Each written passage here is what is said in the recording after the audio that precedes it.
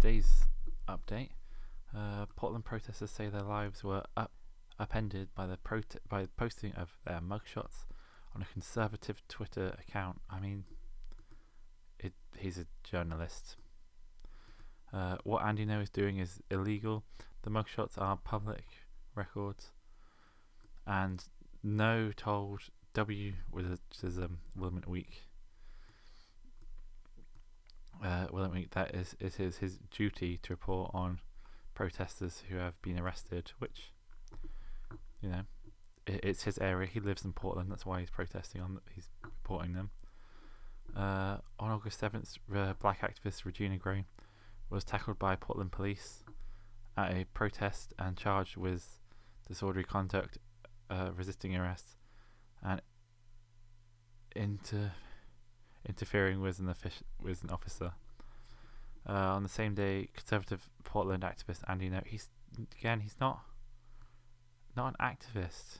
Like his Twitter, he's a journalist. He's an editor. He's not an activist at all. He's not lobbying for anything. He's just reporting on what is happening.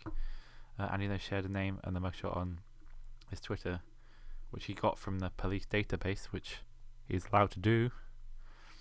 Gray 30 is charged with interfering with an officer, resisting arrest and more. Resisting arrest and more. No wrote on Twitter, she was arrested for violent Antifa protest in Portland and quickly bailed out. Gray is frequently photographed with her kids at the protests and rants about right terrorism. Why are you bringing your kids to a protest? It's not a protest, it's a riot. There's gas, some tear gas, I think that's what the police in America use. It's just not a place for children in any way. The photo retweeted by 475 people, probably a lot more now. And he released an article about it. 12 nights later, on August 19th, a man showed up at their doorstep of Gray's mother's estate home. He was sweaty, nervous, and looking nervous. He asked for Regina by name, Lucinda Fisher, Gray's mum. He mentioned Gray's son, and I noticed he had a gun in his hand. Fisher slammed the door and called the police. And then what, did he just leave? Like, we don't know that he's related to Andy No reporting what the police put out anyway. Like, he could have found it from the police database anyway. The fact he mentioned the son by name, maybe it's something to do with Regina's personal life rather than her Twitter life.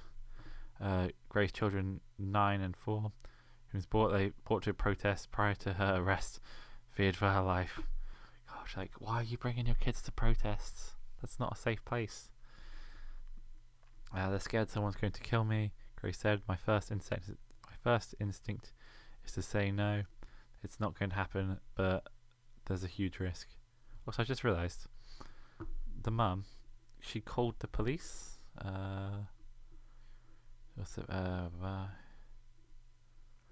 She called the police. Obviously, the mum isn't a lunatic and doesn't share her daughter's sentiment of defunding and ignoring the police, because this is what they're useful for. This is what they're good for. Close the advert over there. Gray has no direct evidence that No's robust social media presence is the reason for an armed man at her mum's house. Well, if she has no direct evidence, then what is she doing? No's prominence is catapulted by the Portland protests and Portland riots. Like over 110 nights, I think, at this point of rioting. He's a large editor at a Canadian conservative website called the Post Millennial, and he's a regular guest on Fox News. Last year, he was assaulted by a Portland Antifa march, where his mass assailant punched him and kicked him in the head. Yep, just a nice protest, not violent, not violent or anything. Now has more than 700 followers on Twitter. Many of whom shares beliefs that Portland protests are a threat to national security. They probably are. The Antifa part definitely is. But that's not even a million people. Like, how many people in America? Some silly number. I know in the UK there's like 66 million, and it's really not a lot of people. Like, a lot of people throw numbers around how many people are actually on Twitter, but I kind of find that it's probably about, maybe, good guess, 30% of people are on Twitter. Probably lower, probably closer to 20. Right, say about 25. So let's split the difference. But Gray believes no, and his followers are watching her. I don't think they are. I follow him, and I don't really care that much. I'm just like, oh, good. The police have let people out. The police arrest someone. Oh, they'll be bailed out.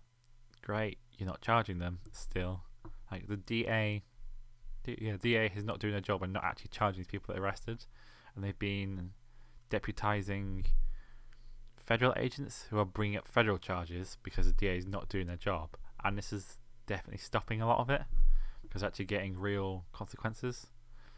Gray believes no, and his followers are watching her. She is not the only one. There's the only one that's being watched or delusion or he's following. Bit weird. WWE has spoken to two of the other who have been arrested in Portland protests, and their names and mugshots were also tweeted by no, and claims their lives have been since disrupted. We've been laying low. To be honest, we've been staying at home with our blinds closed. I mean, you've committed crimes. People know who you are. Yeah, especially when it's violent crimes in their neighborhood, possibly in the neighborhoods. Kind of makes sense that they would not want you to really do that, and possibly laying low is maybe a good thing. Said Philip Wiseman, whose motion was shared by now on August 15th. I can get over Twitter trolls, but when it comes to what gives me the most pause is the 1% of them have a genuine threat. 1% of what the Twitter trolls, 1% of the 700,000 followers. I don't think they do. They're genuine threats. Like, most people don't work out where people live. They don't have that time. They might just send lots of nasty comments. Critics call No's posting doxing, which it's not, or posting personal information about people to make their lives unpleasant. No, he's literally doing what is in the public database at the police archives. So that's not really an issue for journalism or for him. That's more of an issue for personal data at the police office, district attorney or something. That's not really anything to do with him, because it is, again, completely legal to post information about people that were arrested and their mugshots in America, which is a bit strange, really. But what No was doing is legal. Exactly. So they even acknowledge it in the article. The mugshots are public report. The mugshots are public reports. Exactly. The rest happened, and what No told WW that they were his duty to report the protest is given an arrest. Given the risk of the violence and the rioters presented in the public. Yeah, no one wants to really be a writer or know a writer. So obviously, yeah, if you stop them with the cancel culture that is now finally coming back, because I think it's Urubus, the snake that eats its own tail, or maybe it's more of some sort of street that goes two ways. I don't know. Trying to make some sort of fancy allegory for it. I believe it's my duty as a journalist to include information to the public about individuals who are believed by criminal authorities to be significantly dangerous to the public, that they are meant to stand for arrest. Yeah, makes sense. Portland couple Eric and Pellet Rise started the evening Friday 14th. They have been more than 10 times before that. Also, your serial rioters. Great. They donned their protective outfits, full gas masks, respirator masks, bike helmets, bulletproof vests for Philip. But do you really think they're not really using? They're not in America. They're not. I don't believe they're using real bullets. It's not like Colombia or Brazil or anywhere they're using. Police are firing live rounds. They're just very poorly firing beanbags and other such non-lethal rounds, or whatever is classed as non-lethal, but it's not an actual bullet. Who's been in front of the protests during the front line, part of the drum line? What year do you think you are in when you're drumming? It's not a civil war, as much as you want to believe it. Make it another second civil war. The second civil war, Civil War II, Electric Boogaloo. Erin, a medic, toting a first aid kit, usually seated a few rows behind the line of drummers. Like, this is literally, you are LARPing as some sort of weird, like 1800 revolutionaries crossed with some sort of video game. Like, there aren't drum lines in warfare. There aren't medics toting around first aid kits. You don't have gas masks, bike helmet, bulletproof vest. You're LARPing, but you are playing for keeps, as you know. This is the whole article about. Like, your lives are being ruined because people are reporting on you. You're being arrested for crimes. That night, Philip was arrested by two of those. That night, Philip was arrested when two of them were sandwiched between a line of officers during a smoke-filled, chaotic confrontation captured on the video that shows several protesters covering under yellow shields as cops push them to the ground. Video of Wiseman interaction with the police has shown him shielding his face on the ground as half a dozen cops tackle him. He was arrested, charged, and assaulting a police officer, resisting arrest, interfering with police, and assaulting conduct. Who's next day? See, I think it might be his. But you can see them. They're trying to steal the baton off the police officer while resisting arrest. The next morning, No posted his mugshot on Twitter, writing Weiser was arrested for violent Antifa protests. Well, it kind of sounds like if it walks like a duck, if it talks like a duck, if it sounds like a duck, it must be a duck, is a saying that comes to mind. No posted his biography of Wessels from a law firm where he worked as a paralegal. In Twitter response to the threat, using the added threatening comments and more personal information about Weisel, including the name and age of the members of the extended family. That sounds interesting. I have to actually try and find if that's true, but I don't believe that's anything that's not outside the public archive. One comment read, "I'm writing a letter to your employer now." As I wrote, "Divorce and custody court paralegal scumbag isn't even smart enough to be an attorney." Lol. Great. They quick deactivate their social accounts as you would.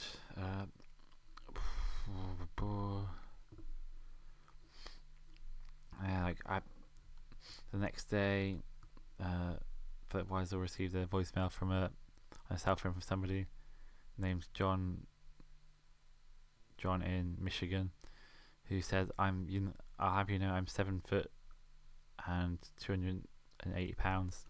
Yeah, see, like, don't be violent on either side. Just no one be violent. As the authority, the Wazal alerted the authorities on August 28, 3 days after Nose posted the mugshot.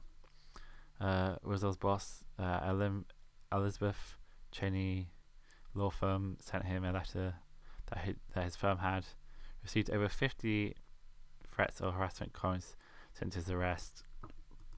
Yeah, probably.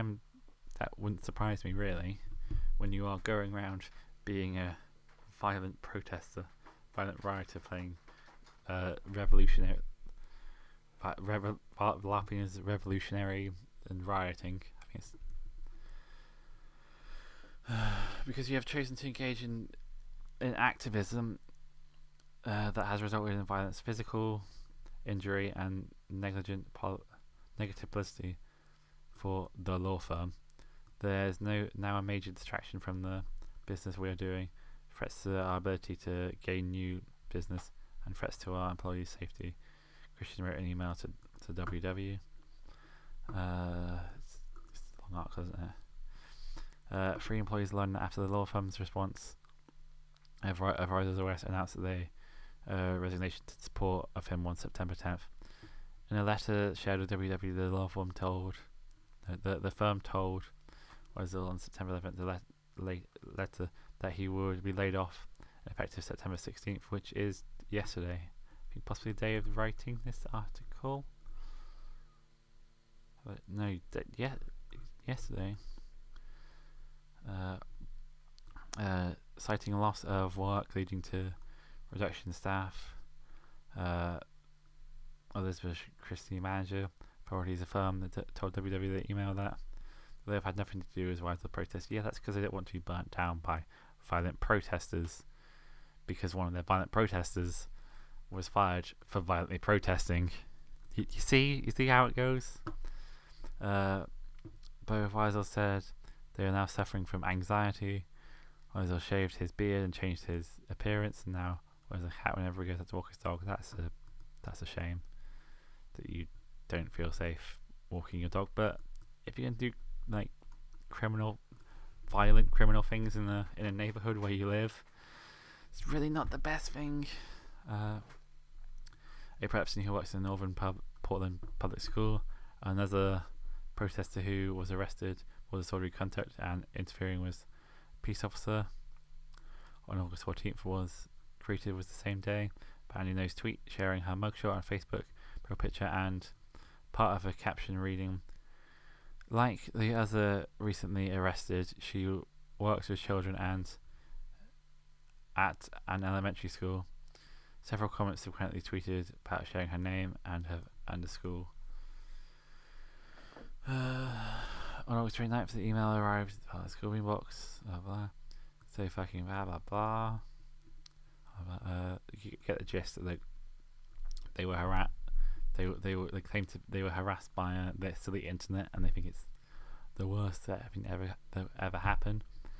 And then they subsequently lost their job because of what they were doing.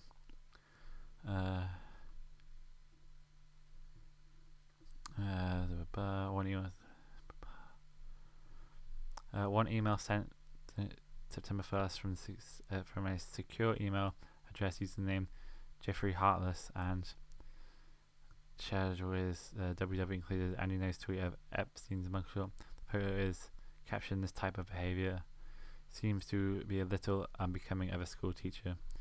Our standards any higher than this?" Well, probably not really. America's teaching and school system seems to be at a all-time strain, so it wouldn't surprise me. Tim Gerson, a professor of journalism at University of Oregon, said No's posts of mugshots are dangerous because he has targeted his targeted audience, the people that want to know who is rioting in the area and is interested to know what the 100+ nights of rioting is like, because we all know they're not clearly peaceful protests at this point.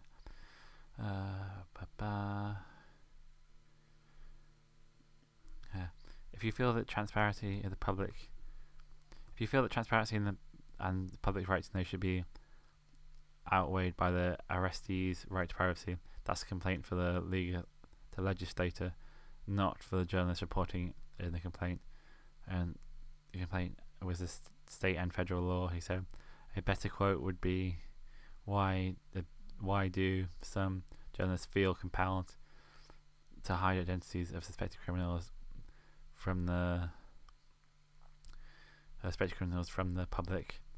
In other words, whose interest is best served by criminals arrest data served by whose interest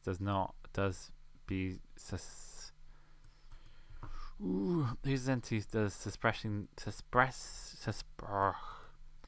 whose identities does the suspicion of criminal arrestees data serve? I can't say suppression. Suppression.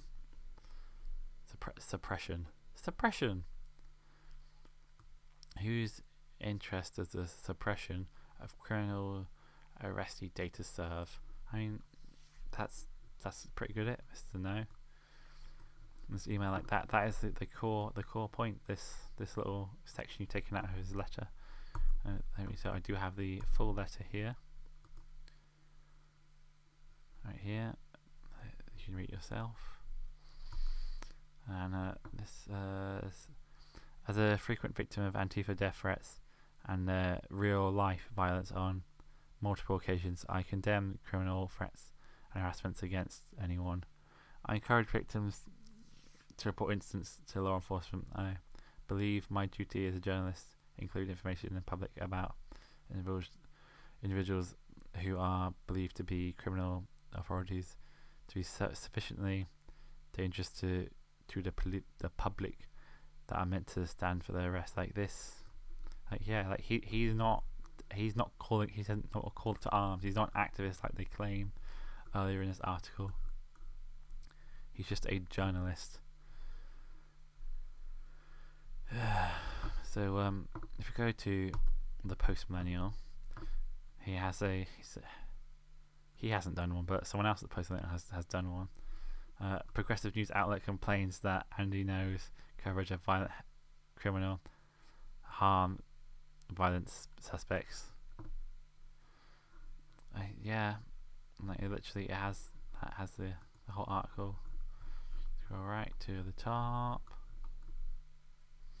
Yeah, it's the same article. Portland paper provides platform for Portland rioters charged with criminals who upset the Andy No protests. Post public records. That's the key point. And it's public records profiling of their alleged criminal activity. See, he posting the public record of the arrest of their alleged criminality. Like, he's not the one that's saying what's alleged or what's not alleged. He's literally posting what is in the public record. But that's not really the point.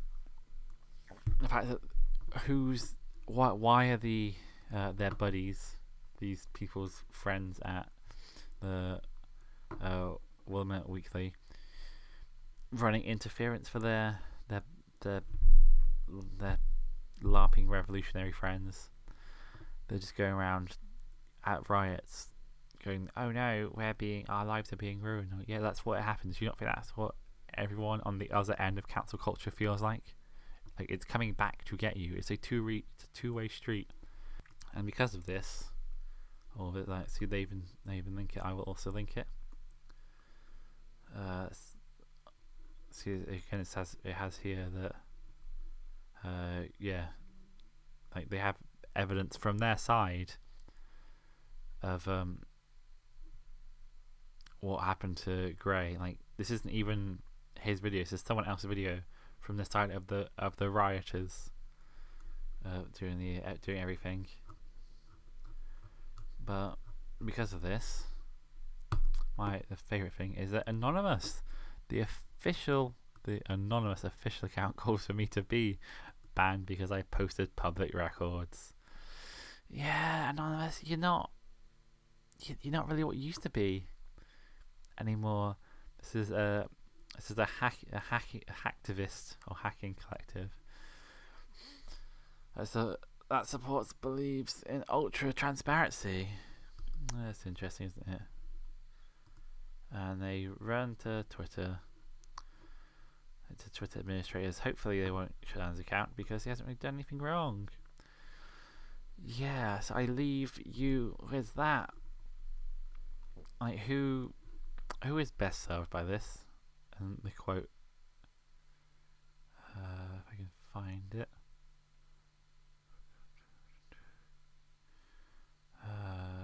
This is a very long article.